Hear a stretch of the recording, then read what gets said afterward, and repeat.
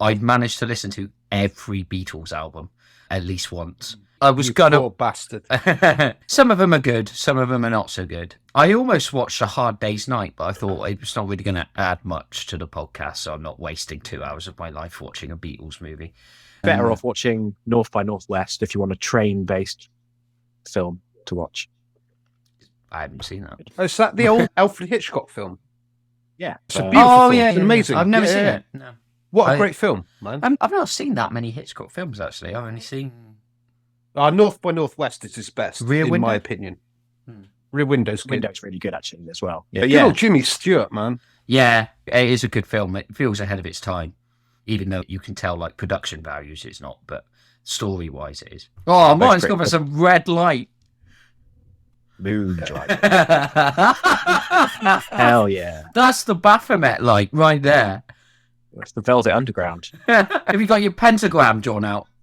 Yeah, I'm doing everything I can to get him to come round, but he just doesn't. That's the white light. Whoa.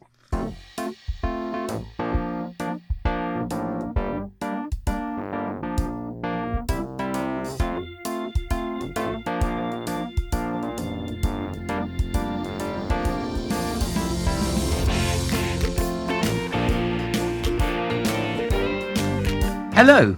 Hello, hello. You say goodbye and I say, hold on to your drawers. It's time for the Cacophony Sessions Lonely Hearts Club podcast. Tonight we take on the Fab Four. In case you were born yesterday, this podcast has travelled a long and winding road, but I am the Eggman, not Dr. Robotnik. No, my name is Dan Whitell, and I don't do this by myself.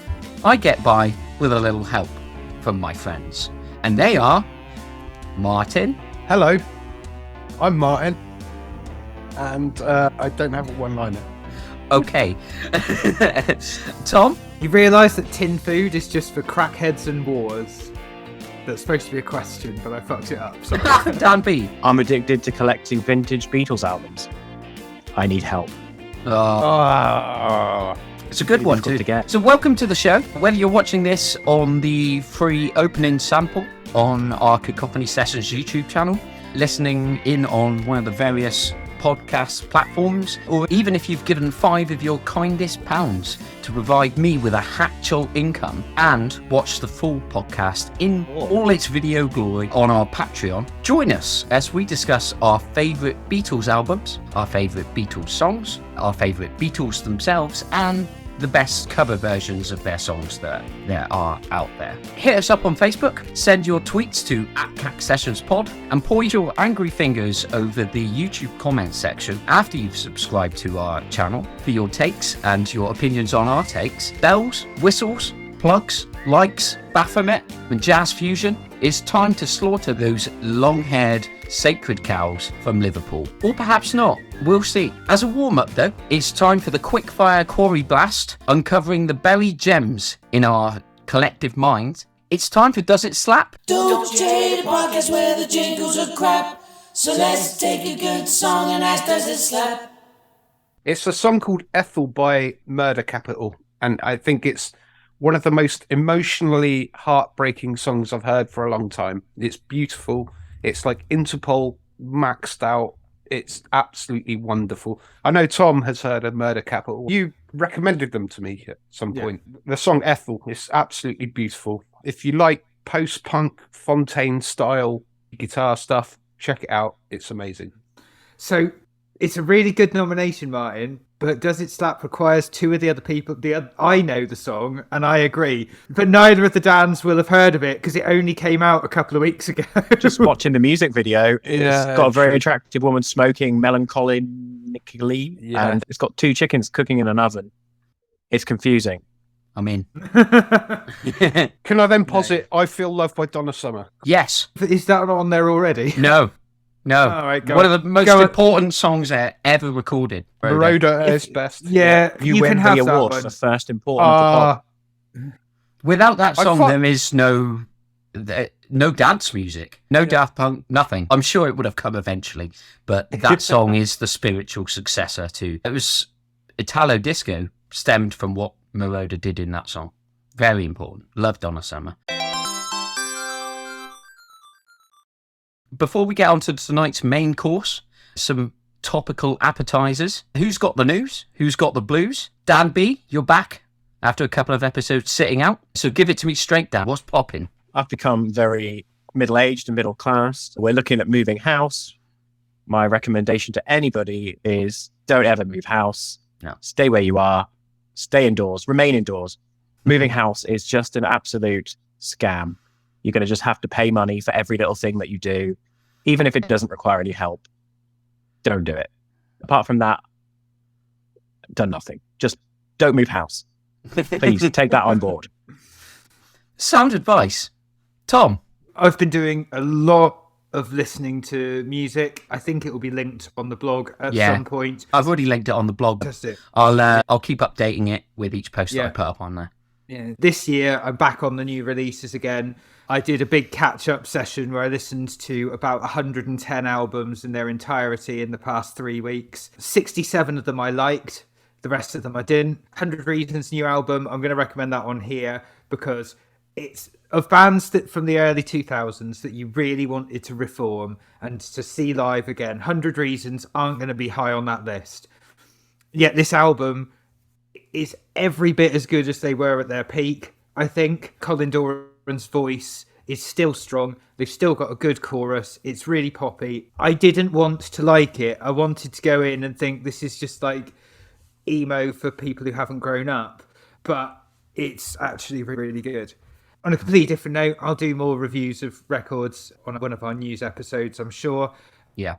Because I could go on for ages. My band that I'm in with Martyn, I'm going to steal his thunder. We're going into the studio to record an EP on Thursday. We're travelling down to Cornwall on Wednesday, doing that age-old band thing of renting a cottage in Cornwall and recording in the middle of nowhere. Oh, you're doing it Captain Beefheart.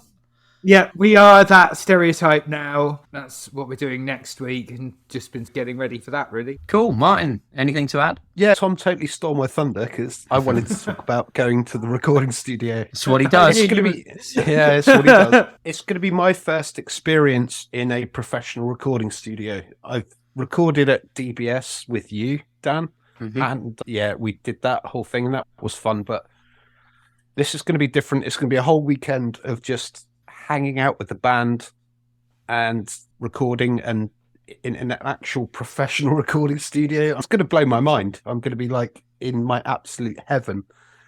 And it's down in Cornwall as well, so I can go out and walk around the cliffs and stuff and get all my muse on and all that. I'm so looking forward to it. It's going to be quite an experience for me personally, because in all of the years I've been playing guitar, the one thing I've always wanted to do is just be in a recording studio and just lay down my parts. That said, I think it's going to make or break the band. It's either going to go really well or it's not, and I just hope it goes well. I can't wait. Anyway, other than that, Tom turned me on to Slow Readers Club. Silly name, but such a great band. Again, part of that whole like Fontaine style. I hate how Martyn just groups every post-punk band in with Fontaines, because I really don't like Fontaines, but I love both Murder Capital and Slow Readers Club. There is post-punk that doesn't sound like Fontaines DC, so these two bands are post-punk bands that don't sound like Fontaines DC but do sound like post-punk. They probably sound closer to early Interpol. Sorry to just jump in there, Marion. No. The way it's great, and I've come to the realization that I haven't listened to shoegaze in a long time, and shoegaze for many years was my number one genre, but I've come to the realization that 80s post-punk is literally my favorite genre. Echo and the Bunnymen, Jesus and Mary Chain, all that stuff.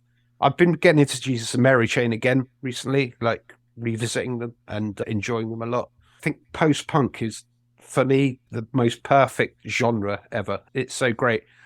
To the point I don't really even listen to shoegaze anymore. I'm so bored of like Ride and all that stuff. Yeah, anyway, that's me. I have been doing quite a bit of listening, mainly to the Beatles, in preparation for tonight's special. I have listened to every album that they've put out, which was quite the journey, and a lot of their early stuff is very slick, but it's very forgettable. It wasn't until later on that they started to make more interesting projects musically. We'll get onto that in a bit. That's occupied the majority of my time. There have been some new releases which we'll go over CAC News episode on our YouTube channel. We'll be doing another one of those shortly. We'll keep the new releases to that. Gorillaz was mediocre. I didn't enjoy Algiers' new album as much as I thought I would. I really enjoyed I know. it. I'm going to go back into it. Caroline Polachek's album has really engaged me, though. I love that album. I said on Cat News that I was going to go back to it, and I was right to do so, because listening to it on headphones, it's a fantastically produced record with many great moments in it, and I'll be going back to that many times this year, I think. There is a reason why it's getting 10 out of 10s everywhere. Like, it's not even my style of music particularly, but even I can listen to that and go, oh, it's going to be hard to not see this on Album of the Year lists. Yeah, totally. In terms of general news, we had the passing of Burt Bacharach. He was one of the finest songwriters of the 20th century, with Howl David, Raindrops Keep Falling on My Head, Walk On By, which Dionne Warwick's Walk On By is one of the most perfect pop songs ever recorded. Special shout out as well to the Isaac Hayes cover from his 1969 album Hot Buttered Soul. It's a sprawling masterpiece of a cover, and it really brings out Bacharach's songwriting and arranges it to become larger than life. Nothing that he put to tape himself of particular significance, but it's just when he wrote these hits for other people, they were timeless. Couldn't pass up an opportunity to pay tribute to one of the best. He was a massive influence on James Dean Bradfield from the Manic Street Preachers, and you can hear it all over Everything Must Go, the album. You can hear that whole like big, massive orchestral sound, very melodic. You can hear it all over the Manic's music after the Holy Bible. Sad. The only real way that I knew of Burt Bacharach originally was through the Austin Powers movie, when he did What the World Needs Now, and it's just a fantastic song. And then he came back in the next song as well, didn't he? Oh, what did he do in the next one? I remember now. I'll Never Fall in Love Again? Yes, that's right. And although that was the only bit that I really knew of him at the time, you look at some of the songs that he's got credit for, and as in writing credits, just incredible. Endless list of songs. So, yeah, very sad. But obviously had a good life, yeah. Yeah, I think in the 60s and 70s, there was barely a year went by where he didn't win an Academy Award or a Grammy. Pretty much was nominated. It's insane. Like, you look That's at his nuts. you look at the honours list on just go to his Wikipedia page and look at his honours list, and pretty much every year in the 60s or 70s you'll find something that he was nominated for. 69 he won both Best Original Score and Best Song, for example, at the Academy Awards. It's pretty nuts. Yeah, we're The talking about awards. somebody whose influence to the DNA of pop music is as fundamentally important as the guys that we're talking about tonight. I think Burt Bacharach is up there. I think that especially if you take the Beatles' individual contributions to music, I would say any of the Beatles as individuals, their songwriting isn't quite there. Burt Bacharach is better. Yeah, I think, yeah, and I think that period at the end of the 1960s where Bacharach really comes up is probably the era with the most important music going on, because you've got Hendrix making rock music rock. You've got the Beatles and the Stones making like rock pop records almost.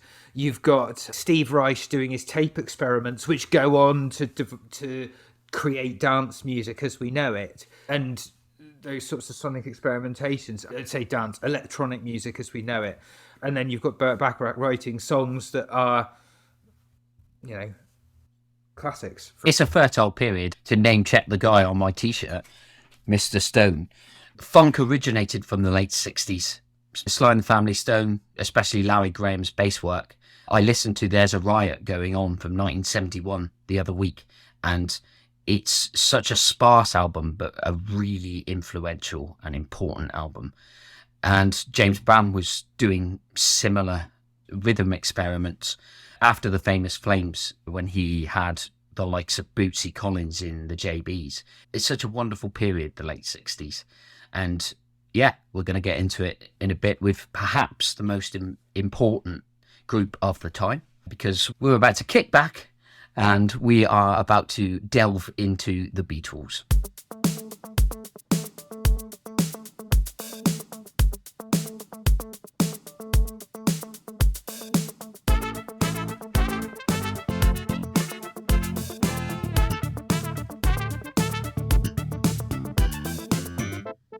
They were only around from 1963 until 1970, so we're talking a 7-year period, which is remarkable. Everybody thinks that they were around for a long time, but they weren't. 7 years. I think it's less time than One Direction spent together as a band.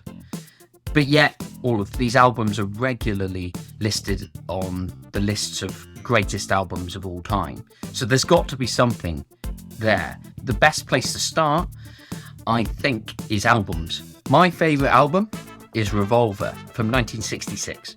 It's their first experimental record, coming off of the back of making Rubber Soul. They'd mastered the slip pop sound, but they introduced Indian elements, sitars. George Harrison was very much into his Buddhist lifestyle. It's one of those records where you listen to it and the songs themselves are quite slight. Most of them are short, but as an experience, they flow so well. And I think that a lot of their other albums are lacking that. I also went back through all of the albums in order, and I can see this album is a very big turning point in their career, in that it's where they start really using the studio as an instrument and experimenting with recording techniques. Now, I think they got better at that later on. I think the thing for me is this album, because, so when I was a kid, so this will explain a lot about what comes up from the episode, I had a cassette player in my bedroom for when I was about 3 or 4, something like that. And one of the first cassettes I had was, do you remember they did the Beatles anthology cassette boxes, was like, and volume 3 was like 1967 to 69, and that was the one that I had, and I listened to it so much I think the tape wore out and I can't find it anymore.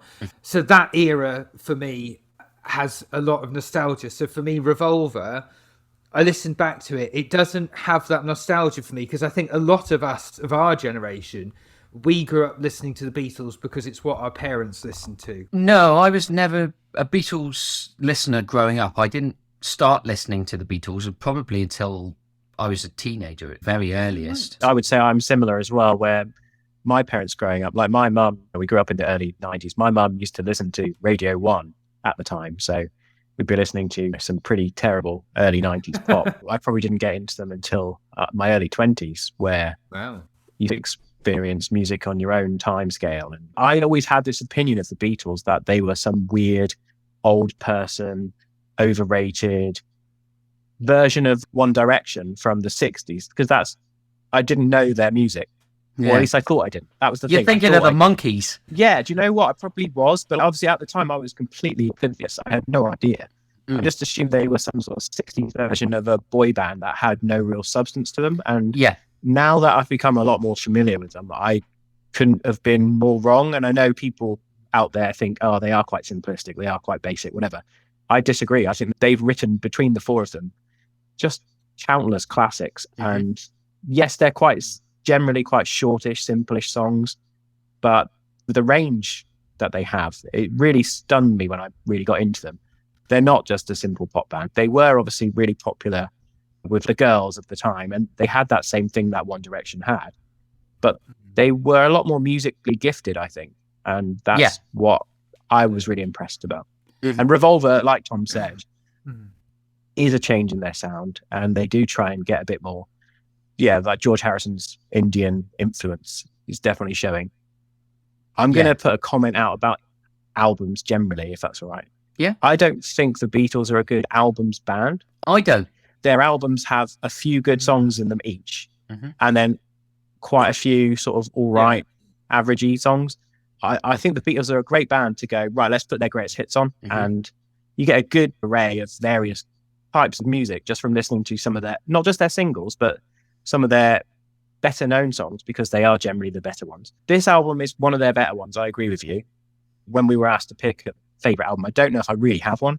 I think there's about 3 or 4 albums which are all pretty good, and they've all got great songs on them. Towards the end of their career, I don't think the albums all necessarily flow that well. I think there are 2 albums that fit together quite well as albums, but I'm not convinced about the rest of them.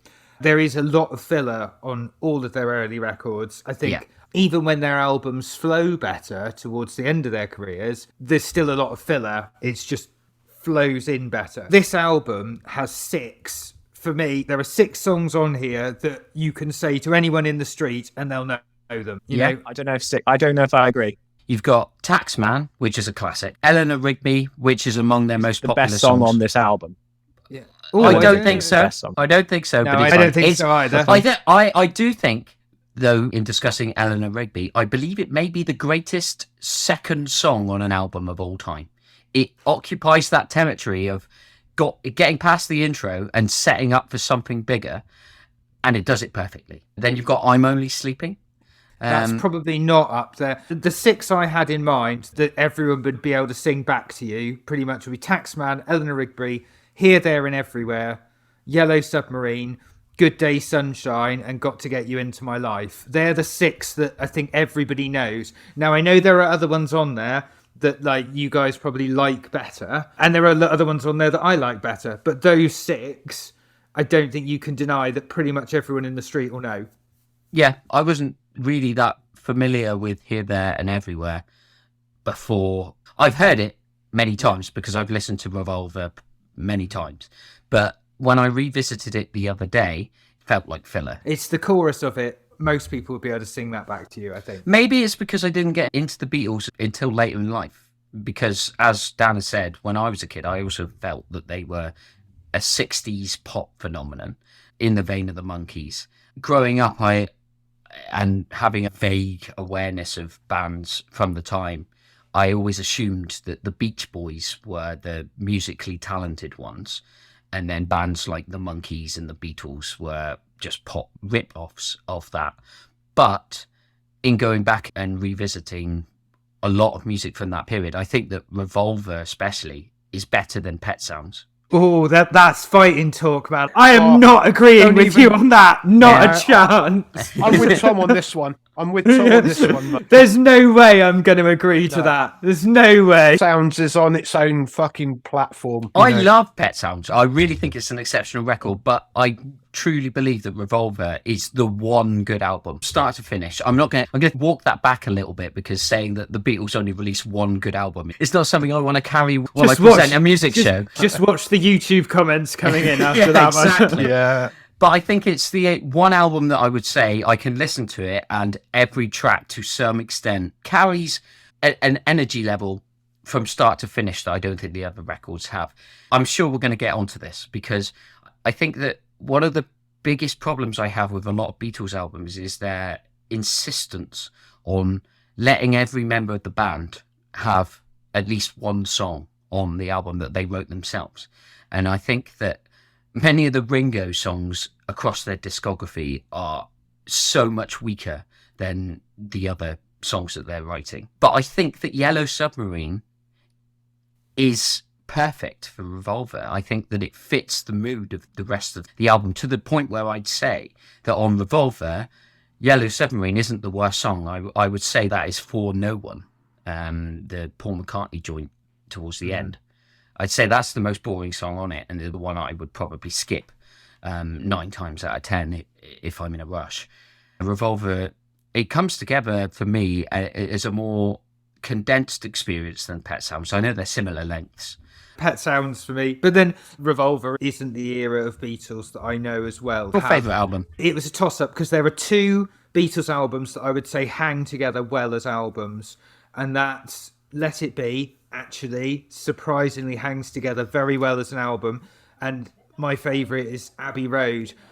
There's a couple of reasons why I go with Abbey Road. It's got like 3 of the strongest songs the Beatles ever recorded on it. The problem I have with the Beatles after Revolver is the Beatles are to English music what Monty Python are to British comedy. They're bringing in this very sort of traditional British whimsy that I absolutely fucking hate. It's why I don't like Queen. Exactly, it's the same thing. The thing is, in small doses, that little bit of British whimsy is okay. Yeah. But like Sgt. Pepper's, it overwhelms a It's too large much. number. Yeah, there's too much of it. Whereas Abbey Road, the British whimsy, all the few tracks are like a minute long and strung together in a medley towards the end. It's counteracted by the fact you've got Golden Slumbers in there, which is just beautiful and a minute long. It's a medley of great ideas that they never really fleshed out.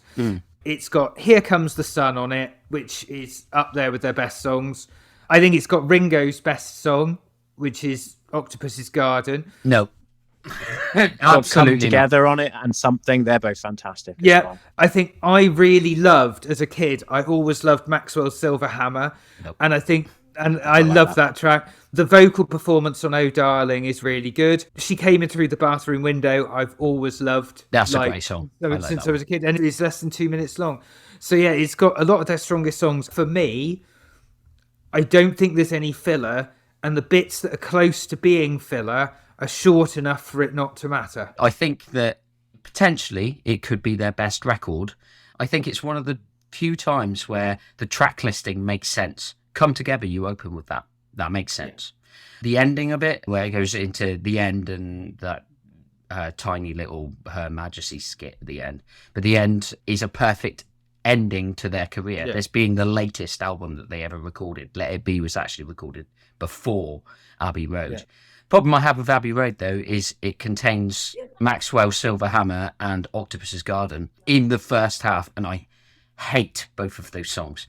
Come Together and Something are brilliant, and then until you get to I Want You, She's So Heavy, I'm completely done with the album by then. It takes a lot of effort for me to get back on board, which they do. It's over an 8.5 out of 10 record. Talking a great record.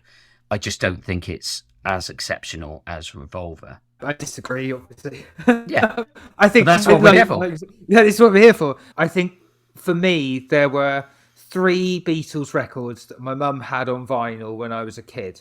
And that was Rubber Soul, Abbey Road, and Let It Be was the one she used to put on the most often, actually. I chatted to her about it, and she was annoyed I didn't pick Let It Be. She maintains it actually, at the time, hung together better as an album. And she maybe has a point. For their late era, it's quite a concise record. But the reason for going for Abbey Road is I have great nostalgia for, if you got into listening to Maxwell's Silver Hammer when you were about 5, I you'd can see, absolutely yeah. love it. Octopus's Garden as well. We didn't own a TV when I was a kid. I used to watch VHS tapes at my grandparents' house. Was the only TV I got. So Octopus's Garden, for me as a 5-year-old, was the perfect song to be sung by the guy who narrated Thomas the Tank Engine on VHS tapes. I have nostalgia for those 2 tracks that I don't have for anything on Revolver, and I don't have for anything on Sgt. Pepper's. When I say about the whimsy side of it and not liking that, I don't like any of that I'm approaching as an adult, but the stuff when I approached it as a little kid, I can like that. I think with Let It Be, it's much maligned for the production. Phil Spector produced it as opposed to George Martin, who regularly handled their production. And a lot of people don't like the massive orchestral wall of sound trademark that he has. I think that's unfair. I do actually think that it sounds fine. The problem I have with Let It Be is the track listing. I think that starting an album with 2 of us makes no sense. When you're finishing an album with Get Back, that is the perfect album opener. And it winds up being It tacked should on to probably the end with The Long and Winding Road, shouldn't it, Yes. really? Yeah, or Let That's It Be. such a great song. Yeah. Yeah, one of Those the are 2 the 3 ballads. standout tracks. Yeah. Other than that, there isn't anything exceptional on the record. Across the Universe is okay. Dig a Postcode. I love that track. I've always liked 2 of Us. And Let It Be, we used to sing in our primary school choir. It may not be their finest moment, but it's definitely catchy and deserves a bit of recognition. Martyn, what's your favourite Beatles album? It's going to be Sgt. Pepper's, and I'll give only 2 words why. OK Computer. Sgt. Pepper's was, like Tom said earlier, it was a band that used the studio as an instrument. and it absolutely changed the way that bands make music. It wasn't just, oh, we've written songs and we'll record them. It's what do we have at our disposal? Everything, then let's use everything. So for me, it's Sgt. Pepper's because it's a production masterpiece. It's absolutely wonderful. And the songs aren't the best, but that's not the point. It's about the way that the musicians work with the producers and with the stuff that they had in the room. It's a very gestalt way of working as a musician, and I absolutely fucking love it. Also, the drum parts on Sgt. Pepper's, the song. Everyone slags on Ringo as a drummer, but nah, he was good. He was good. Anyway. He has moments of being very good, but for the vast majority of most of the albums, he plays like he's bored or high or both. But every now and then he pulls like Meg something White. out. That's what I had in my notes. He is Meg White before Meg White was born. Yeah, he did what he needed to do, and it fit perfectly. Because if he was a better drummer than he was, it probably would have taken away from a lot of the other stuff that was going on in the band. It gives it room to breathe. There are a couple of tracks where I definitely think he gets the drum beat so wrong to listen to. Dear Prudence, the drum beat underneath that is just so incongruous. I really don't like it. That is a really good song ruined by a drum beat. Just the way he's playing with the time center just really annoys me. I'm going to disagree with that. I think his drum part on that song is perfect. Oh, I know. It really jars with me. It's not right, and that's the point. It's off, and that's the beautiful thing about it. Yeah, it doesn't sound like it's deliberately off, though. That's the thing. It sounds like a drummer who can't think of anything better to play. That makes it even better. The fact that he played to his limitations. He knew that he was no Keith Moon or John Bonham. He was just like doing what he did and fit the music perfectly. If you're a studio technician, that album is the ground zero of weird techniques to get different sounds out of instruments. Exhibit A being the final track, Day in the Life. Just that final note. It took so many people playing the same note on a piano. The way that they recorded it to echo and service the crescendo to the album. It's amazing and it is so inventive. But the songs, if I ever have to listen to Being for the Benefit of Mr. Kitely ever again, I'll be a sad panda. I will listen to Sgt. Pepper's Lonely Hearts Club Band over and over again and never get bored. It's fucking beautiful. It does have some great songs on it. Lucy in the Sky with Diamonds is a classic. Come on, yeah. I cannot stand Ringo Starr's version of With a Little Help from My Friends. I much prefer the cover by Joe Cocker because it brings energy to it, but it's still a good song. Getting Better. Fixing a Hole. When I'm 64, I quite like that. Yeah, that's a good song. Within You, Without You is amazing, but the rest of it's filler. I like about 4 songs on it out of 13, and for me, it's not got a good enough hit rate for me. That's a good point. It's not about the songs, it's about the revolutionary way in which they absolutely changed the way music is made. If it wasn't for Sgt. Pepper's, you would have no Radiohead.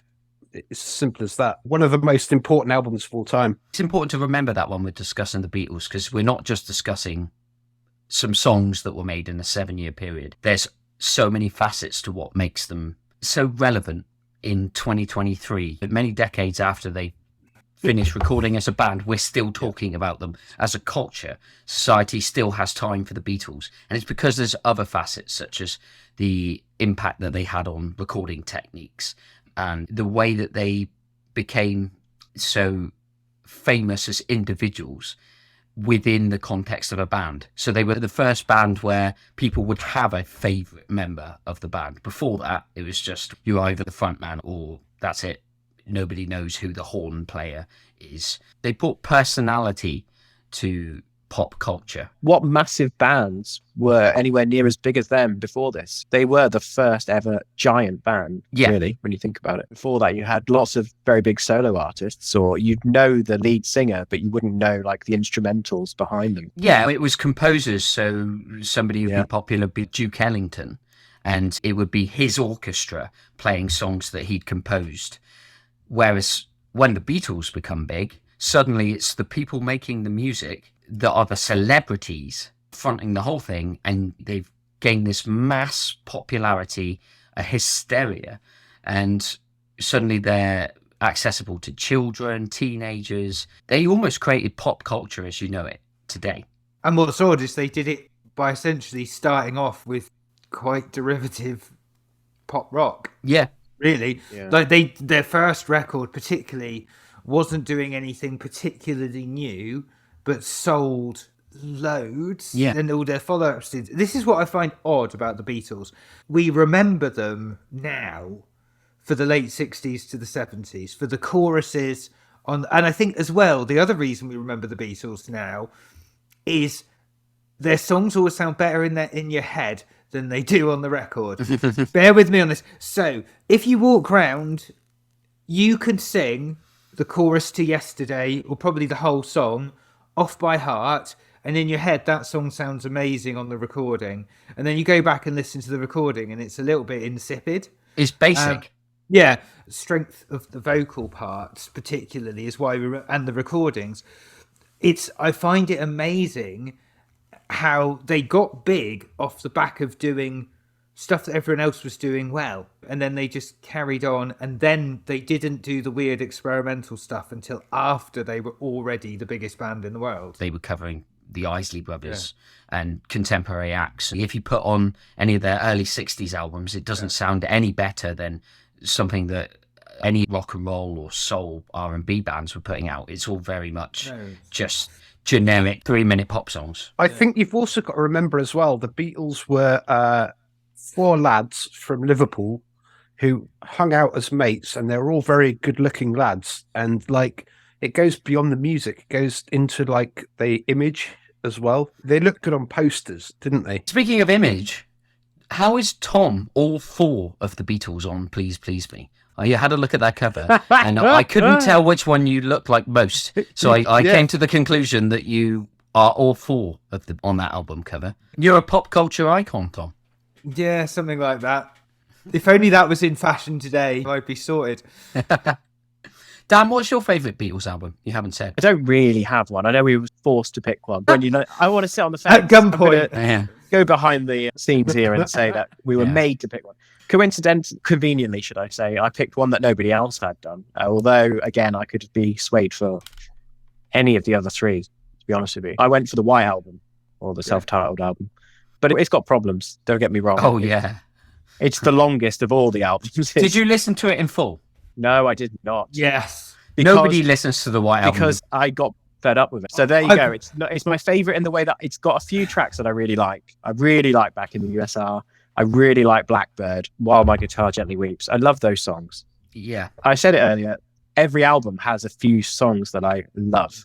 I think it follows on a little bit from Revolver in that it's got that sort of experimental style to it. They do, again, I think you said it, Dan, that because there's 4 different people writing different songs, there's a real range to the collection. And sometimes that works, where you go, oh, look, it's got a song like this and a song like that. That's great. It's real nice variety. And then other times you go, oh, it's all over the place. I think it works in part in this album, but it just goes on for about 30 minutes too long.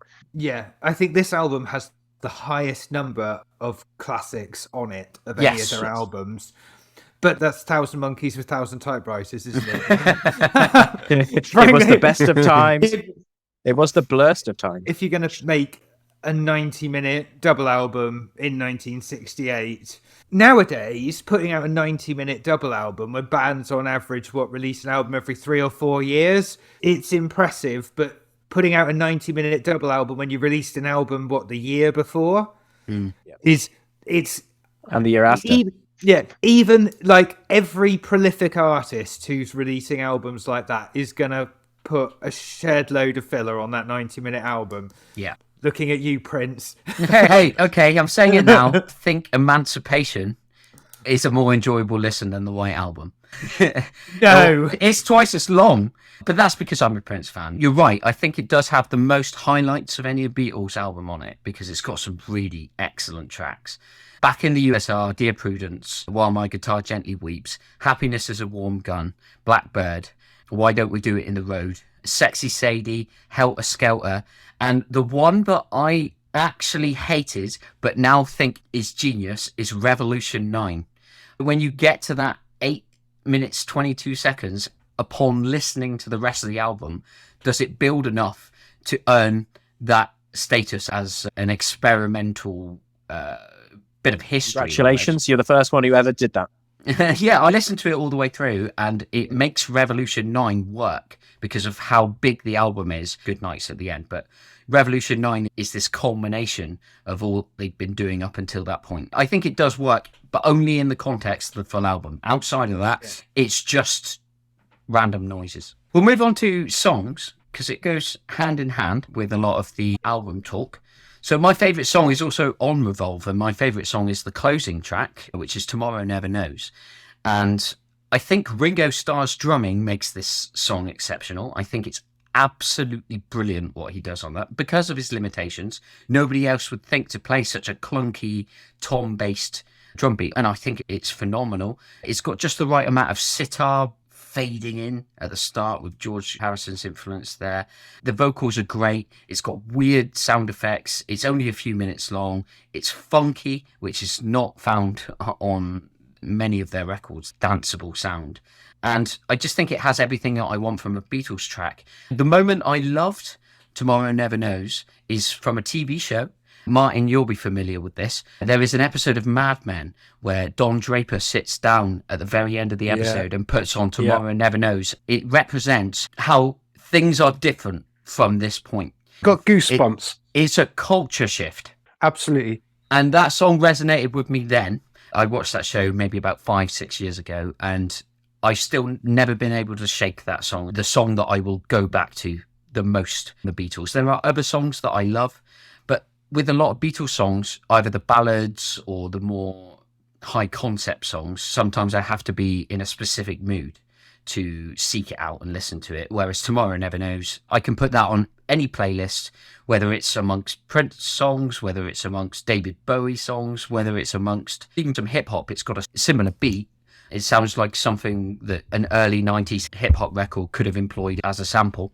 I just think it fits everywhere, and it's an exceptional piece of music. I absolutely agree with everything you just said, and I'm really fucking angry at you for choosing that song because I wanted to choose that song.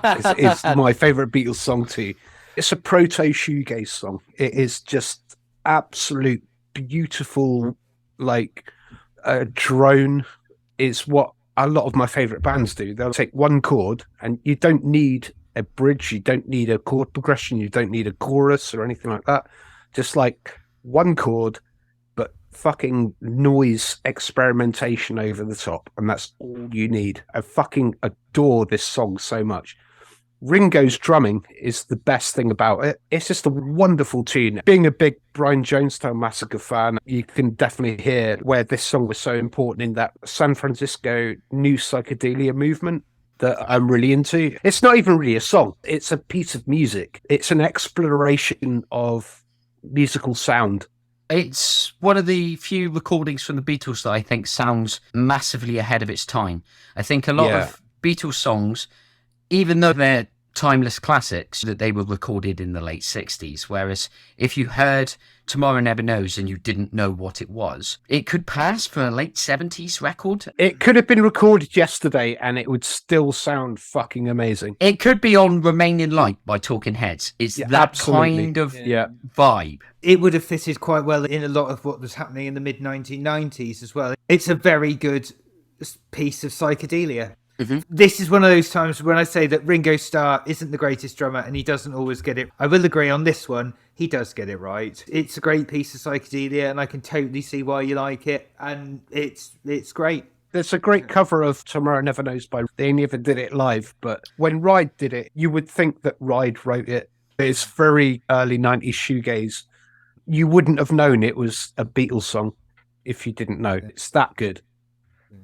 Fucking perfect song. You bastard for choosing that. Sorry. Yeah, so what's your favourite, Tom? I went for something really obvious, actually. But as a bass guitarist, it's got to be Come Together. Because it's one of those bass guitar lines. Every bass guitarist at some point will try and play it because it's really simple and it sounds really cool. I actually discovered that song through a cover. And that cover was on the second disc of History, The Greatest Hits Michael Jackson's collection from 95. And his version is basically the same, but he's just put glossy, because he recorded it, I think it was recorded in 88, because it's actually in Moonwalker, the movie. He does a live performance with Steve Stevens on guitar, I believe. And the cover is very much a straight cover with different production values from a different period. I went back and discovered the Beatles version, and it's much better, a lot more raw. John Lennon's vocals on that song are great. And it's another example. There's a bit of funk in there as well. They clearly did their blues homework that day. And it's a great song. Yeah, the reason for picking this isn't just because it's a great bass line, because it is a great bass line, but it's one of those songs that it's very catchy. Everybody knows it. It has weird lyrics for a song that everybody knows. A lot of their songs were very esoteric. They were referring to in-jokes. They even had fun with the whole Paul is dead rumor, and they started constructing lyrics that were designed to be difficult to read into just because they knew that their lyrics were going to be studied. There's an interview where John Lennon said that it doesn't actually mean anything. It would just be fun to create something where people will study it in classrooms when it doesn't actually have a real meaning, which I think is expert level trolling for the mid-60s. That's what he was good at. Dan, what's your favourite Beatles song? It took me a long time to choose. I went in the end with the one that I've always said is my favourite, because I must have said that for a reason. I went for Here Comes the Sun. Good choice. It's Nice such choice. it's a lovely song. Yeah. It makes me feel both happy and sad at the same time. It's uplifting, yet there are somber moments in it, and I like the way that makes me feel. It's just a nice, simple, classic song. Did you get into it through the Gary Barlow cover? I didn't know there was a Gary Barlow cover, so I guess not. You also Thankfully didn't need to know there was a Gary Barlow cover, so... Oh, now I need to go and find that. It was one of the supermarkets. It was either Morrison's or Sainsbury's, I'm sure, and they used a Gary Barlow cover of Here Comes the Sun. I hope that supermarket has gone out of business. Yeah, I hope so too. I was struggling. I wanted to choose. I wrote a list of songs that I wanted to go for, and in the end, it was between Here Comes the Sun and A Hard Day's Night. A classic. It's one of their best early songs. Yeah, it is. My son Alex is learning to play the guitar at the moment. Oh, cool. And we've been listening to quite a lot of Beatles together. And it was like just random last night. He suddenly went, I think I've worked out how to play the cool bit from A Hard Day's Night. And he started writing the notes. He drew the stave. He ran it down. Then he played it. And it wasn't quite right. But it was just one of those moments that you have. And you think, that's music being passed on to a new generation, and it was really special as a dad to watch that. Special moment for me. I like a lot of their more meaningful songs. I like Let It Be. I like Yesterday. I like that sort of track. I don't like Yellow Submarine and that type of track that they do. Ticket to Ride, Day Tripper. Oh, there's so many good ones. When you said at the start, they're not necessarily an albums band. I think there's two greatest hits collections from 1973. There's the red one, which is 1962 to 1966, and there's the blue one, which is 67 to 70. If you've got both of those, you don't really need a lot else, because all of their best songs are on there from all their periods. There are so many. Yeah. I've just got to shout out Penny Lane because no one's mentioned that yet. Why have I not mentioned Penny Lane? Yeah, it's fantastic. Strawberry I know, Fields it's Forever. fantastic. Yeah, we haven't mentioned that either. God, what's wrong with us? Yeah, nobody's mentioned Obla Di Obla Da. I nearly mentioned it in a negative way. Yeah, yeah. I loved that one as a kid, so I can't slag that off. A lot of the songs are almost, especially Ringo songs and Paul McCartney to a lesser extent, a lot of them seem to be almost written for a younger audience. So if you're not somebody who knew them as a kid, it's really difficult to go back in later and go, oh, yeah, I really like Octopus's Garden. It just doesn't make any sense if you're not a kid, but I can understand if you've grown up on it, then it holds that nostalgia. Martyn, did you have a second favourite after I stole your first? Yeah, you did steal my first, but my second favourite is She Said, which is literally the perfect pop song. It's just the most simplest of riffs. It's such a great little song. It's very short. It just does what it says on the tin.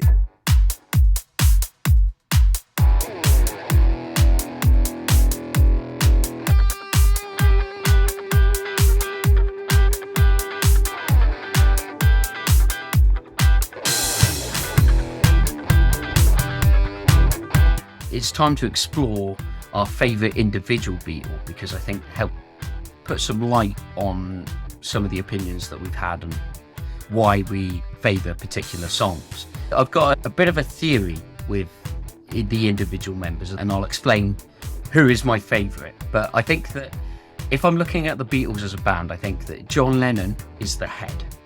I think that Paul McCartney is the heart. Ringo Starr is the body, not like in a Jesse Ventura way.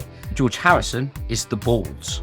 John, he drives the band ideologically. A lot of political ideas come from John Lennon. You can tell that from his stuff. And that as a kid growing up, I always thought John Lennon was the lead singer of the Beatles. It's not the case. If you're not too familiar with them, that can come across, especially considering that he died earliest. He's built up as this legendary figure that died far too early. If you're coming from an outsider's perspective, he can be seen as the lead singer. So it makes sense for him to be the head, the face of the band. I think Paul's the musical heart. I think deep down, I think Paul McCartney is the most musically talented member of the Beatles, purely from a melodical perspective anyway. I think he's responsible for some of the most poignant moments, some of the most heartfelt ballads. But if he does skip a beat, we end up with palpitations that sounds like Maxwell's Silver Hammer, which sucks. I think that Ringo, as the body, he grounds the group. He's got these underrated grooves. He's not the best body, because that would have been Pete Best, but his idiosyncrasies, without them, it isn't the Beatles. But he should absolutely never be given any autonomy under any circumstances whatsoever, as he's completely devoid of taste. And finally, I think that George is the dark, brooding force that provides a bit of grit with his guitar. I think with George Harrison being the balls of the band, he's a constant presence, but you only get small flashes. They are often the most memorable bangers. My personal taste, I am a George Harrison fan. I've been back and forth. I've listened to multiple McCartney recordings, multiple Lennon recordings. I haven't listened to any Ringo Starr albums. He's got one single that came out post-Beatles that's worth listening to, and I can't even remember the name of it. I think the only thing Ringo did that after the Beatles, other than Thomas the Tank Engine, and making that hilarious YouTube video where he tells people that he's not signing any fan mail anymore with peace and love. Other than that, the only thing of note he did was working with Sheila E. from Prince's band. With George Harrison, I think I love George Harrison the most, not because I like balls. I do like balls, my own. But I think All Things Must Pass is the most capable record that any of the Beatles made on their own. I think it's better than the White Album.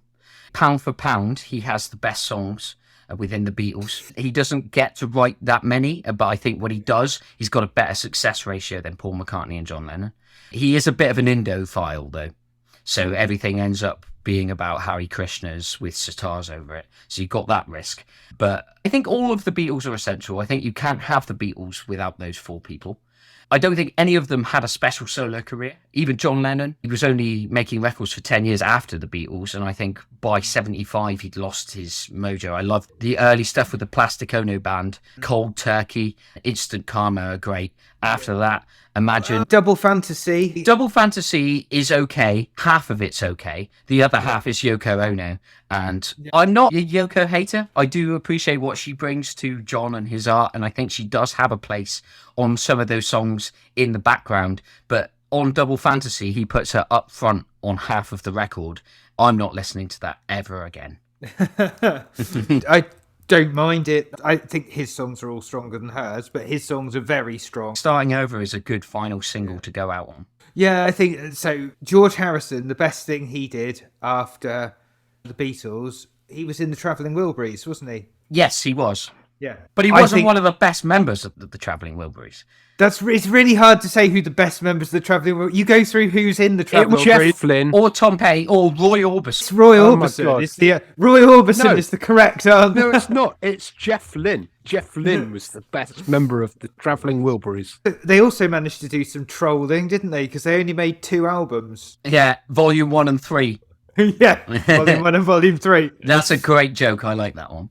George Harrison's solo career, it's fine after All Things Must Pass. I just think he saved up all his best records for that massive triple album, and then everything else was just above average. Got My Mind Set on You, which we've discussed on the podcast before, I think is an okay song. It's a cover as well. I don't think he did anything truly exceptional after that. But yeah, The Travelling Wilburys is a highlight. For me, John Lennon is my favourite Beatle. I'm afraid it's contradictory, just jumping in now. According to the mythology, at any rate, he's very much the driving force behind the band. I think he's got the strongest vocal. I think he clearly has a larger role than McCartney in the songs that I tend to find the stronger on their records. He brought the experimental edge, I think, later, particularly judging by what he went on to do with the solo records and what he was doing in his solo records at the time when the Beatles were still together. I think a lot of the experimentation comes from him and his wanting to do that. And I actually really like Imagine. I think Imagine's fine.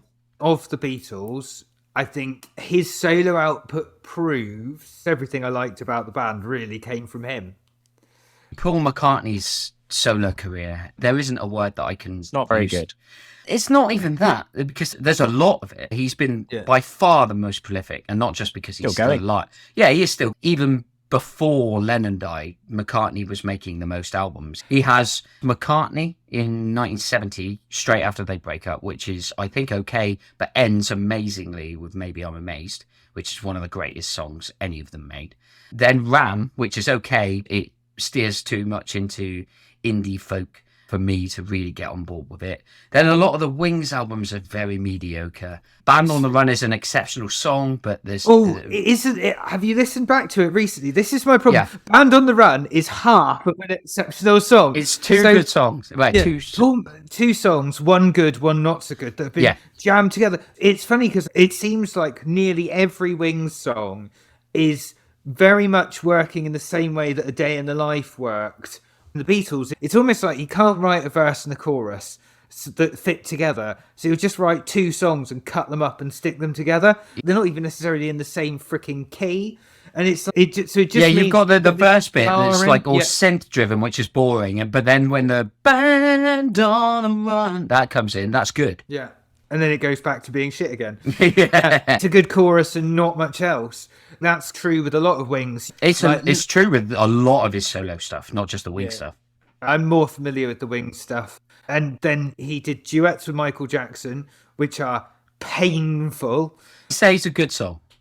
I like Say, but The Girl Is Mine is dog shit. It's one of the worst songs I think I've ever heard. It ruins Thriller. How do you ruin the biggest selling album of all time? You put that song on it. Yeah. And then you've also got Mull of Kintyre, Frog Chorus. Just pretend exists. Let's the just ignore Frog Chorus those. is the worst thing any of them ever did, I think. Oh, but it was so great on Rupert Bear. That was on that TV program. It was. Of Rupert Bear. It was great. That was probably my first Paul McCartney I ever heard. Oh, really? I reckon it probably was, if I think back. That was probably when I was about 4 that I watched that. In spite of the Frog Chorus, he is who I would vote as my favourite Beatle.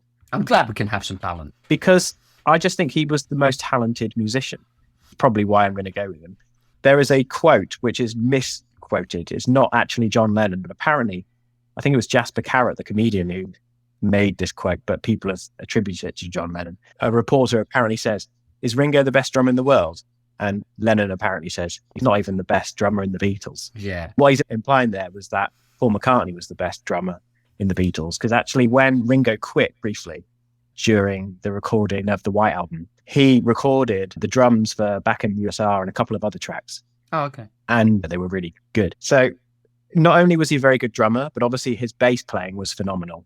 That's the one thing that I will give him is that Tom's in the gonna Beatles, have a point on that one. Oh yeah, in the Beatles, the way that he plays bass guitar is hugely influential on what came after. If you listen to interviews with the big bass guitarists of the prog acts, who then influenced everybody, you'd speak people like Chris Squire, Geddy Lee, they will all, and even actually Lemmy from Motorhead, will all tell you that the way Paul McCartney plays bass guitar is what influenced the way they played. That's how important as a bass player is, because he's got a very melodic... So what he's doing with his bass guitar is, most of the time, he's not just playing the guitar riff. He's not just playing a root note. He's making the bass guitar play a riff in its own right, which up until that point did happen, but it wasn't common. That's what he did so well. I will forgive him. I won't forgive him the frog chorus for his bass playing. You should. But I nearly will. The thing I think that sums it up, again, I've got a real quote from John Lennon this time. He said, "Paul is one of the most innovative bass players. Half the stuff that's going on now is directly ripped off from his Beatles period. He's an egomaniac about everything else, but his bass playing, he'd always be a bit coy about." And I think that bit at the end really sums it up. You can tell Paul McCartney's an absolute egomaniac. Mm-hmm. So the fact that he's actually quite coy and quite subdued about it means actually he knows this is the thing I'm actually pretty special at. And I think it shows in the music. If you've seen any of the documentary on Disney Plus back, some of the little things when they're just jamming, he just comes up with these little bits and you can hear the beginnings of what go on to be some of their other songs.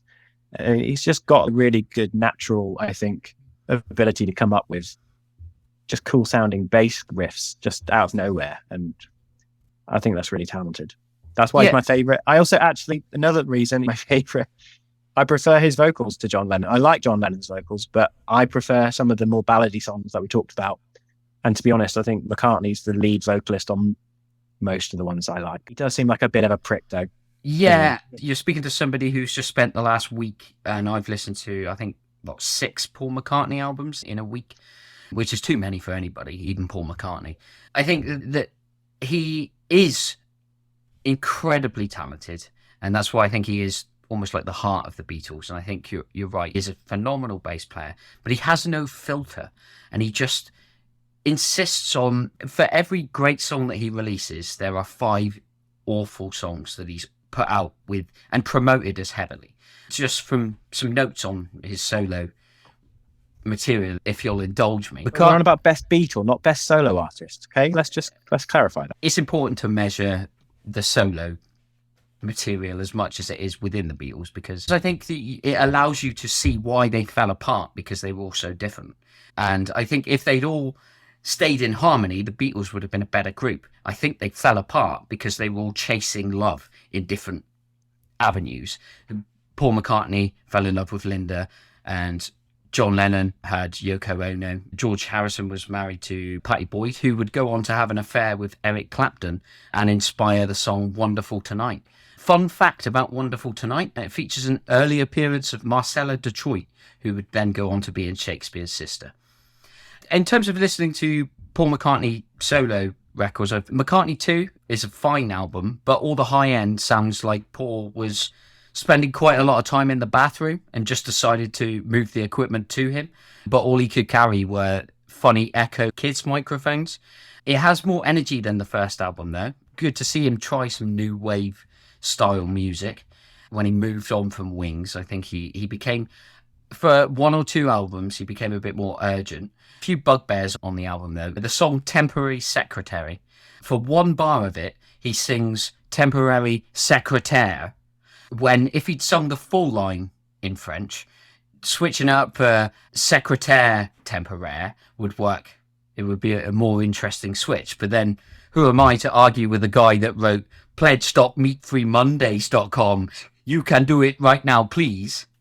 I think Waterfalls from that album is a pretty good song. The egregiously titled Frozen Jap, that sounds like he'd been listening to Low by David Bowie, about 3 years too late though. There's a tune called Dark Room, that's really cool. But one of my biggest problems, and that leads me on to this with Paul McCartney, you said this, Dan, about his vocals. I think he is a fantastic vocalist, but he has this tendency to do all these silly voices all the time. Cod reggae accents and really offensive African stereotypical voices, and it really grinds my gears when I'm listening to Paul McCartney, because he could have just done it in a straight voice. He's got a lot of soul in his voice. If you listen to Hey Jude, the outro of that, his voice is amazing. He's screaming like a soul singer. Tug of War, the album afterwards, is okay, but it ends with Ebony and Ivory. He does a great collaboration with Stevie Wonder. The song What's That You're Doing is really funky. It's the funkiest thing that George Martin ever produced, because he got George Martin back for that record. But a lot of his stuff, it's largely boring, and to paraphrase James Murphy, he was losing his edge to kids from France and London and Gary, Indiana and Minneapolis, Minnesota. He just lost his edge and he didn't really have anything to offer pop music after that. He became irrelevant and he's still chasing that to this day. Some great experiments. He has some Latin stuff on Dress Me Up Like a Robber. It sounds like Tame Impala 30 years before it comes out. But he can't help but ruin himself by finishing albums with Ebony and Ivory and putting the Pipes of Peace to open up a record or doing the Frog chorus. He's just got no filter. He makes exceptional records and then ruins them by following up with 3 shit records. That's why I don't like Paul McCartney. John Lennon was his edge. And Yeah. I think, and Paul McCartney grounded John Lennon. I think the two of them together is what works so well. Lennon added some bite and some critical appraisal to Paul McCartney's work. And Paul McCartney reined in John Lennon's... You listen to the solo records that John Lennon and Yoko Ono were putting out while the Beatles were together, and you realise that Revolution 9 was about as far as Paul McCartney was willing to let John Lennon go. Yeah. Because he was ready to go further than that when he makes records that are like 45 minutes of noise. So the two of them cancelled each other out. I find that Paul McCartney's voice, because he always puts an affectation, like his voice on something like Yesterday just sounds really quite thin. And I think, so in the Beatles, I think generally I prefer John's vocals, but then every now and then Paul McCartney will absolutely belt it. And you're like, where did that come from? Why don't you do that all the time? Martyn, who was your favourite? I was going to say Lennon until Bellin started talking about Paul McCartney, and I was like, actually, yeah, you're right. Paul McCartney was the fucking best musician in the Beatles. But no, I'm going to go Lennon, and for one reason. Cold Turkey. Oh, what a song. Cold Turkey is just one of my favourite songs of all time. It's absolutely incredible, and that's why I love Lennon. I think Lennon was rock and roll. I think Bellin was right in the sense that Paul McCartney was a consummate musician. George Harrison too. I should be saying George Harrison being a guitar player because George Harrison's one of the greatest guitar players of all time. But now it's Lennon, man. He was rock and roll. He absolutely just 100% he was a visionary. It wasn't just about music for him. It was about like the whole sense of wild abandon, which I love in music. He wanted to change the world, didn't he? I think. Yeah, he did. He really did. And he was a shit bloke as well. He was not a very nice man. Domestic abuser. Yeah, absolutely. And that's what I like. I like the fact that you have a very... What? That's not the take to have, man. That needs to be the first bit of the podcast. Of all the things I like about the Beatles, the best bit was the domestic abuse. You've got 3 of us with our heads in our hands. I know, right? Come on, man. Yeah. Put the shovel down. Oh, Jesus. Yeah, but the thing is about Lennon, he was 100% authentic, and I love authenticity in my music. He's such a genius musician, a shit person, genius musician, and unfortunately, we have a lot of those. We have really amazing musicians who are not very nice people. And what I think was really great about Lennon was it showed that up. It showed you can be a musical genius, but you don't necessarily have to be a decent person. I'm not standing up for that at all whatsoever, but in the post-Me Too era, don't hero worship your musicians because they might not be very good people. And it's that whole separating the art from the artist thing it's very big on my radar. Beck's a Scientologist, for fuck's sake. Separate the art from the artist. Yeah, exactly. This conversation tends to come up more and more when we go back into the past and do specials on legacy artists. Not all of them are nice people. And no. John Lennon, I think he was quite open about it later in his life. He did talk about how I think there's a quote that says that he used to hit people and beat women if he didn't get his way. So he was aware of it and he did try and change. And as somebody who is preoccupied with finding out more and more about leftist values and socialism myself, I do admire some of Lennon's tenacity with the political message of his work.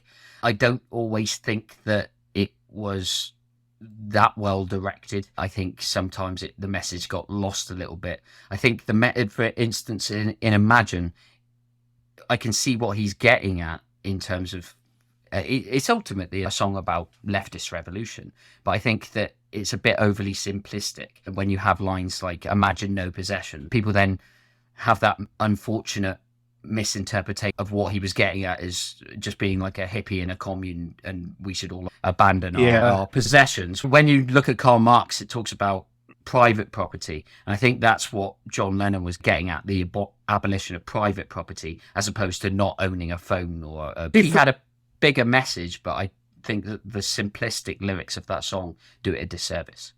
I agree totally. And I think the thing for me about Lennon was he just highlighted the fact that he was in probably the most important and biggest band of all time. And everyone looks at the members of the Beatles as being like, they're great musicians and stuff. But looking behind the surface of what was going on with them, there was some serious issues going on. Lennon was not a nice man.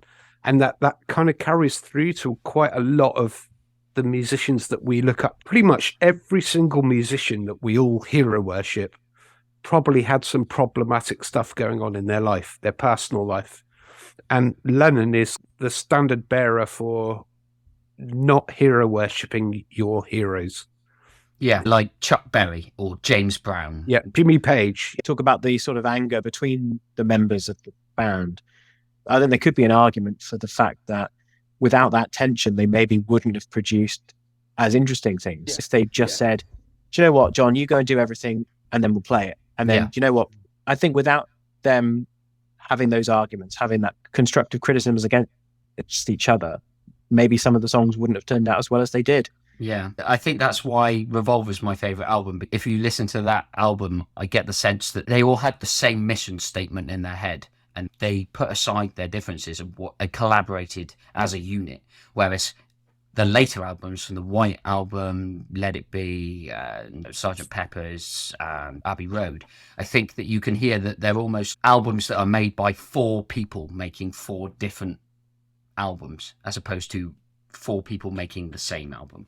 It's one of the most talked about subjects in pop music history, the Beatles. I don't think we're going to provide any astoundingly new takes, and I think that people will either judge our opinions to be good or not based on the conversation so far. But I think one thing that you can deny about the Beatles is that they have one of the biggest legacies of any pop act ever.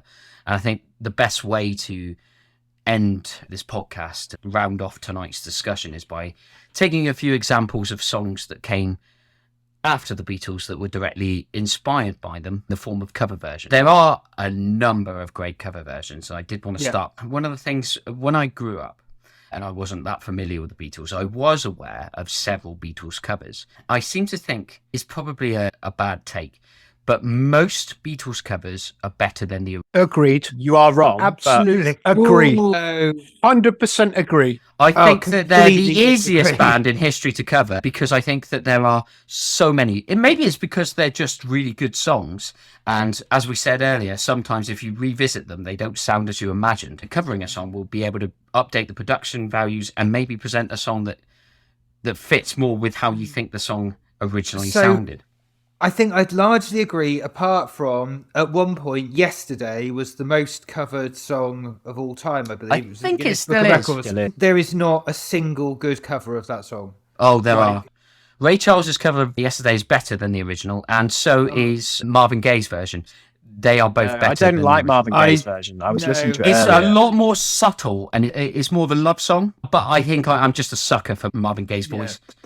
Yeah, I was going into it expecting to like it, and it just changed it in a way that I didn't feel the same emotional. Nearly every cover of Yesterday slows it down, and as soon as they do that, it makes it worse than the original. That's my problem with it. So I think if you compare like artists being covered, I'd say like Bob Dylan, for example, every time he's covered, that is nearly always better than the original. He's another one. Yeah, I don't think it's necessarily true with the Beatles. I think there are lots of very good covers, but I think there are a lot of covers that I don't prefer to the original. I was listening through the list of all the top Beatles covers, and there are 2 covers that get put at the top all the time. One of them, I agree, is probably better than the original. One of them is beautifully sung, but I don't think it's better than the original. And that's 2 covers of Across the Universe, which is Fiona Apple which I do really like, and Rufus Wainwright, which I think is beautifully sung, but I don't think is better than the original. Of course, David Bowie covered it on Young Americans in 1975 as well. Yeah. And I don't like the David Bowie version as much. It's like the one exception I have to what I previously said. David Bowie being in my top 3 artists of all time. And that's one of my favourite Bowie records, but I actually prefer the Beatles version. So maybe I'm not entirely right on that. It may be just me talking from my youth. Martyn, what was your favourite? I was going to choose Dear Prudence, but that got stolen from me. Yeah, sorry, Susie Martyn. and the Banshees. But I'm going to go with Strawberry Fields Forever by Candy Flip. There's the 90s. Yeah, it was fucking awesome.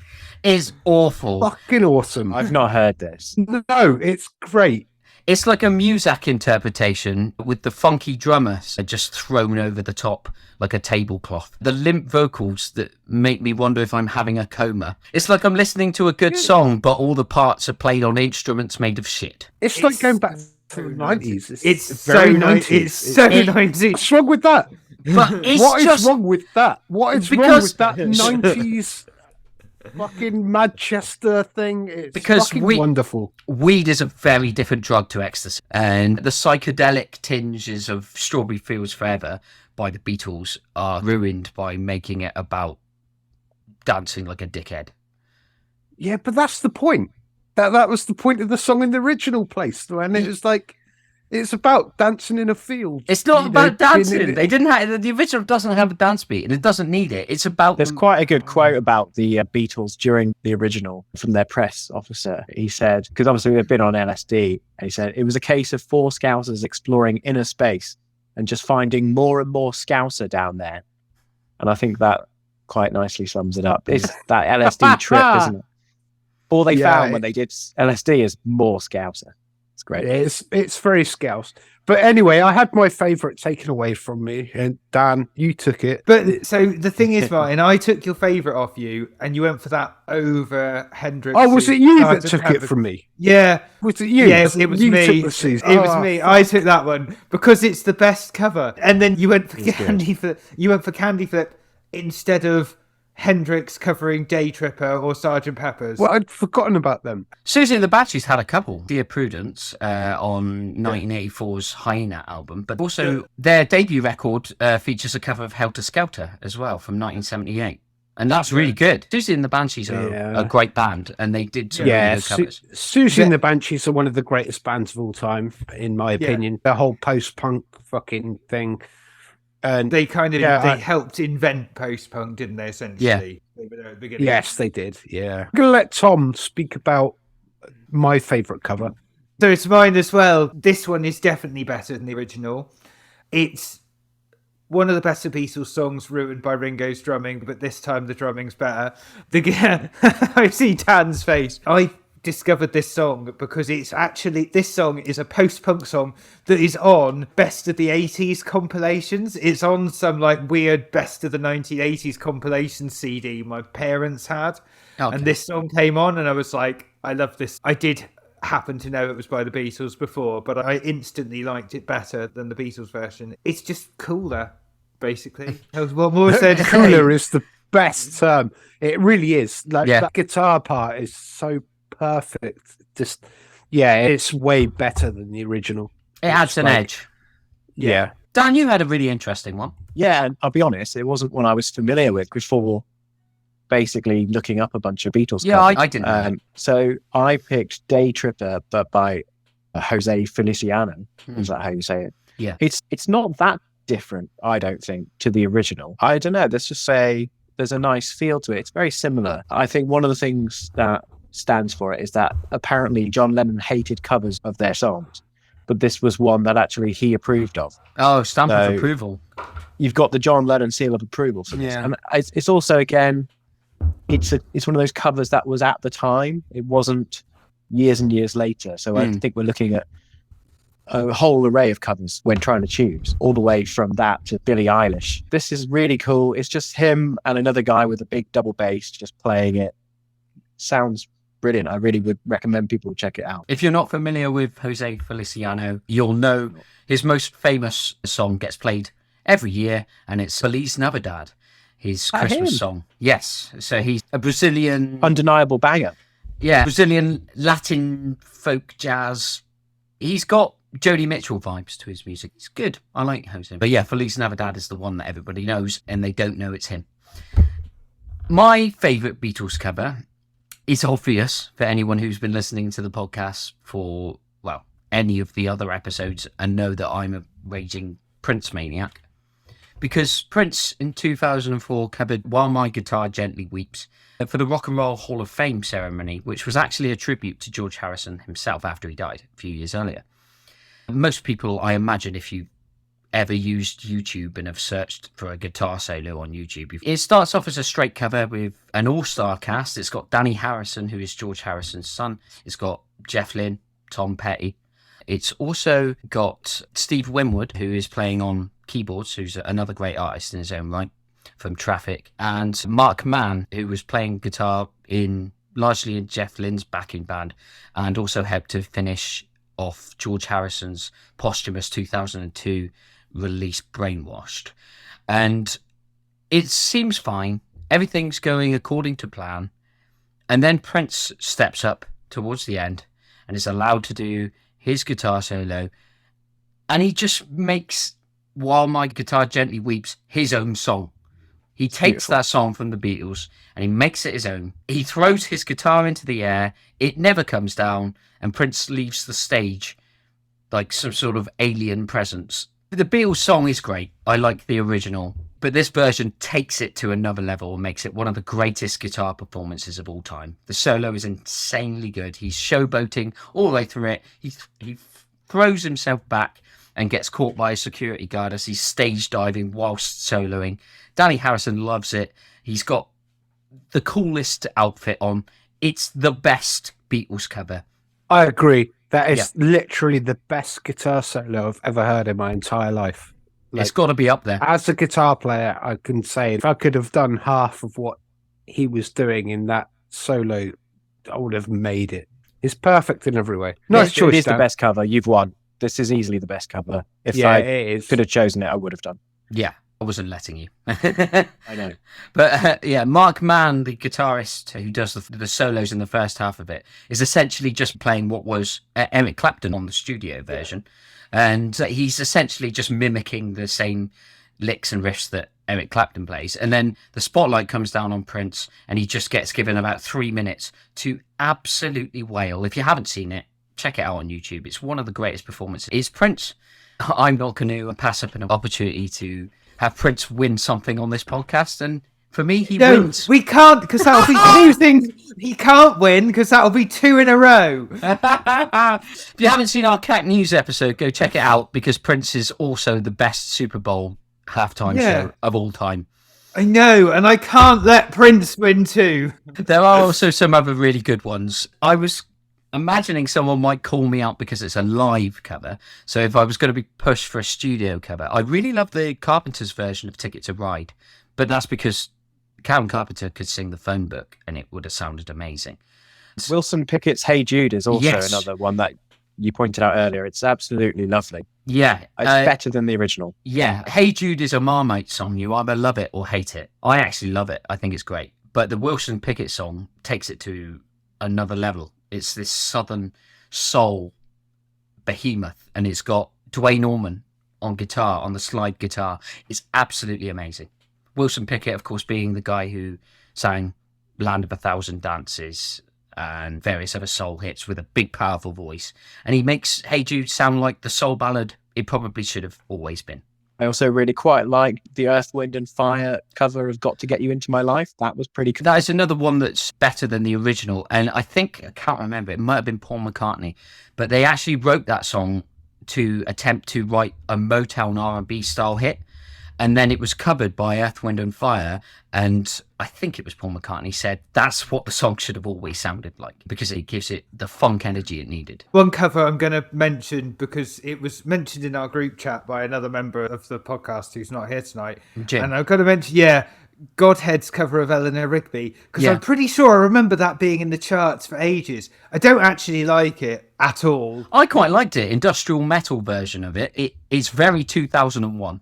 Eleanor Rigby is such a magnificent song that there's not a lot you could do to it that would make it sound bad, in my opinion.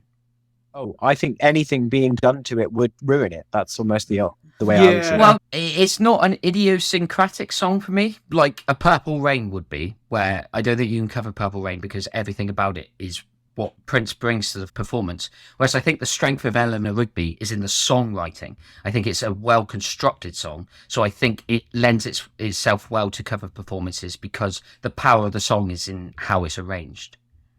Personally. Then I think you'd have to play it as a very straight cover. Yes. The vocal is a very straight cover. Anybody listen to the Damned's version of Help? That was mental. I haven't heard It's that. like a very weird kind of punk sort of sounding version of Help. It's equally cool but pretty terrible at the same time. But worth a listen. The only other one is one that you mentioned quite a bit earlier when you said about Joe Cocker's version of With a Little Help from My Friends. That yes. was really good. There's also I Wanna Hold Your Hand by Al Green. His soulful version of that is great. But I'm listening to myself here and I'm thinking, I may only just like these because I prefer the artists that cover them. So I don't know if they're necessarily better. I just prefer the voices of Wilson Pickett. I prefer the voice of Al Green. It's largely down to personal tastes. I think ultimately if you've got songs that are this strong, there's always going to be shitloads of good covers. I don't know where this fits in the podcast at all, but shout out to Worms. Worms was the first place that I ever really knew the names of the 4 Beatles. Anybody that played the original Worms, PlayStation and probably PC as well. One of the teams, so you had 4 Worms in your team, and one of the teams were called the Fab Four, and you had George, Ringo, John, and Paul.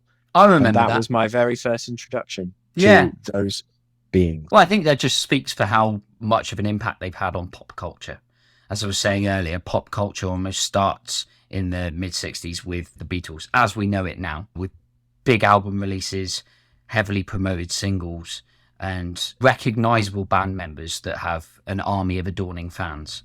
I think it all goes back to the Beatles. Whether or not you think that their albums are masterpieces or whether you think that they're a little bit messy, and whether you think that a particular song is great or not, I think that you can't deny that they are pivotal in the conversation to starting everything that we discuss on this podcast.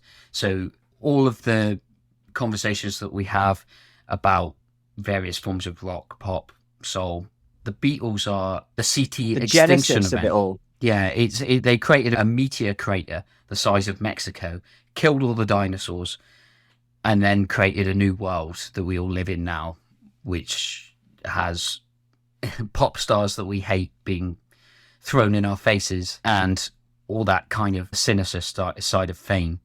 I think a lot of it stems from how people reacted to the Beatles. They put Britain on the map in America.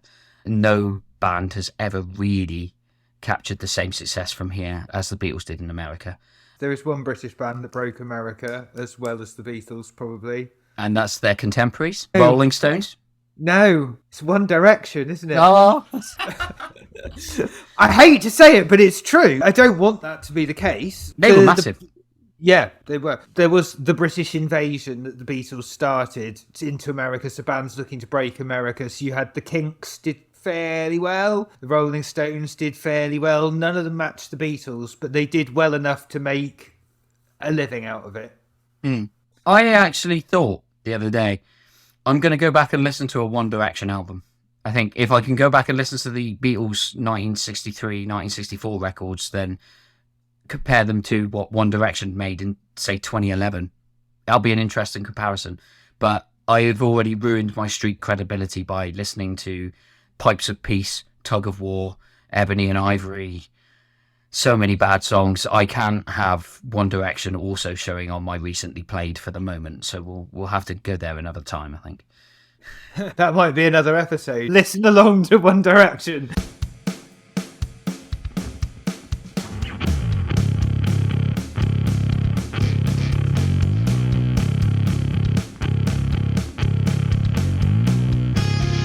We didn't get any undeniable bangers on this episode. Any? No, we didn't. I mean, we could have named like 5 Beatles songs as undeniable bangers, surely. I would say Tomorrow Never Knows is an undeniable banger. Agreed. Yeah, all right. Yeah. A Day in the Life. I think Here No. Comes the Sun. Here Comes the Sun Here Comes and the Sun. Come Together I'd do, but not A Day in the Life. It just doesn't. I don't think it's popular enough. I would say Come Together, Here Comes the Sun, and Tomorrow Never Knows I'm happy to put in. Yeah, I'd put those three. Tomorrow then a Never Rigby. Knows. We in agreement? Tomorrow Never Knows. Get that in there. Cool. Yeah, I'd agree on those. Those are our thoughts on the Beatles, and whether you find them informative, you plainly disagree, or whether you were just listening along, not really paying any attention, and like the bright colours. Let us know and hit us up on social media. Before we go, though, we've got to decide what we are going to be covering on our next episode. Quite like to listen to some new music, quote unquote. We could do a chart one again. So some sort of chart episode, I think, would be. Should we really go back useful. into the top 10? It probably Yeah. hasn't changed in the last year, has it? It's probably the same tracks.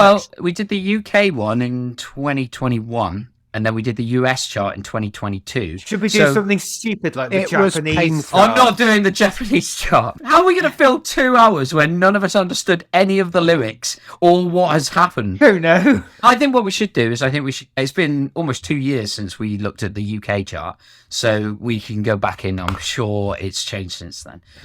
I bet you one of the songs is still there. We'll dip into the chart and see what's there. Hopefully there'll be some Drake for Al to get his teeth into. I don't know what this is going to be. We'll see you on the next episode of the Cacophony Sessions. Let us know your thoughts on the Beatles. In the meantime, stay funky. None of you are going to say anything. No. Just let me Perfect. die on my arse as we fade out. Beatles were good. A pound shop Radiohead.